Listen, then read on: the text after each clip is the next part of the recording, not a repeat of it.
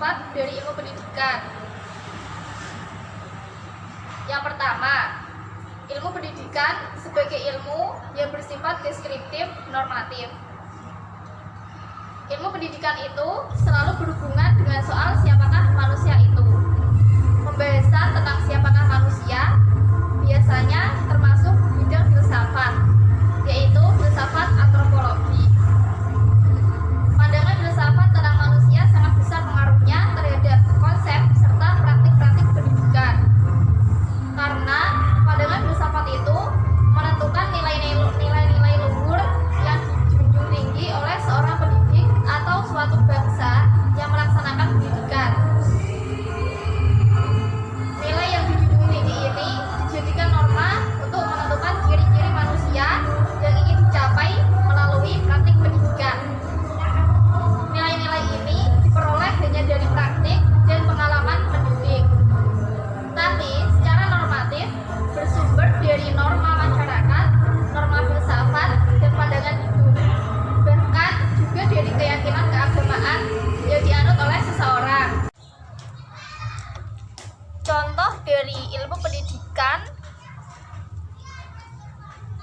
sebagai ilmu yang bersifat deskriptif normatif, seperti dalam teori sejarah manusia, yang mana telah kita ketahui bahwa pada abad ke-17, 18, 19 di Eropa Barat mempunyai pandangan tentang manusia.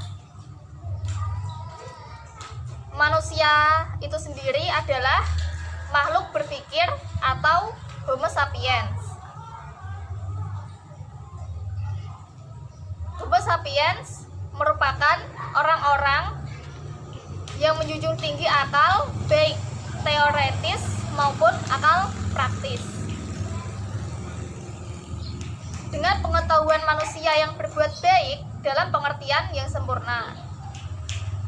Maka dari itu, pengetahuan dijadikan norma pelaksanaan pendidikan.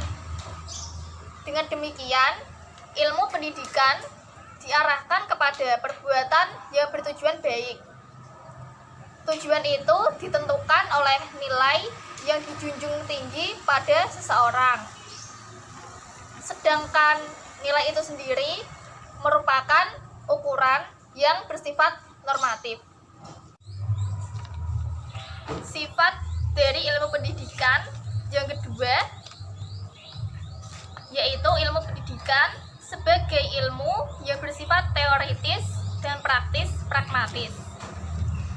Pada umumnya, ilmu mendidik tidak hanya mencari pengetahuan deskriptif tentang objek pendidikan, melainkan ingin juga mengetahui bagaimana cara sebaiknya untuk berfaedah terhadap objek didiknya.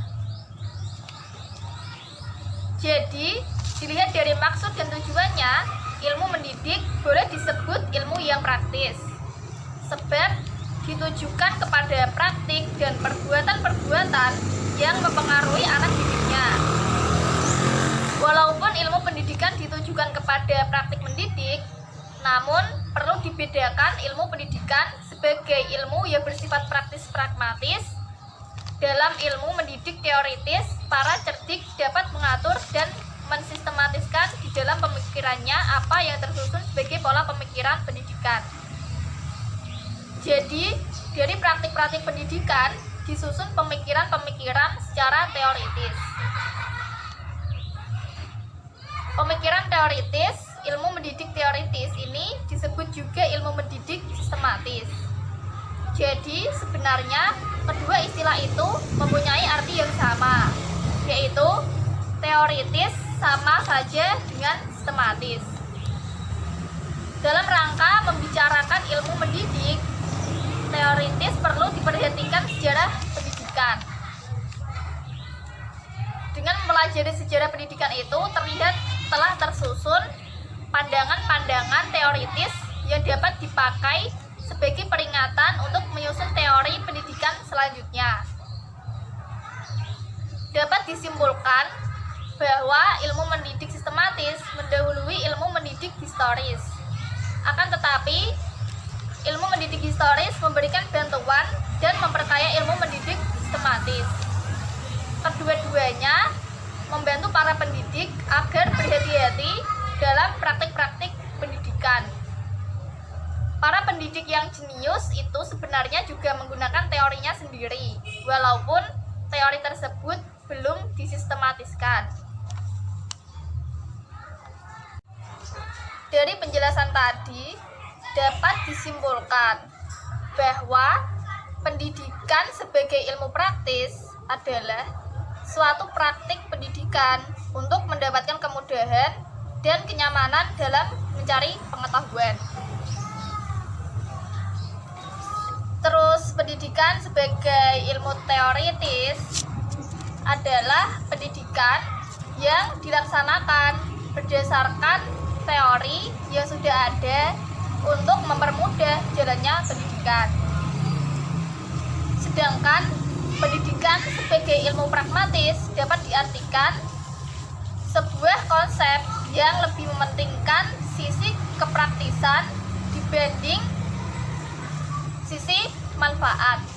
Seperti contoh dalam permainan sepak bola yang menggunakan ilmu pragmatis, yaitu permainan bola hanya bertujuan untuk menghasilkan poin atau gol tanpa mempertimbangkan metode ataupun teknik bermain seperti menyerang atau bertahan.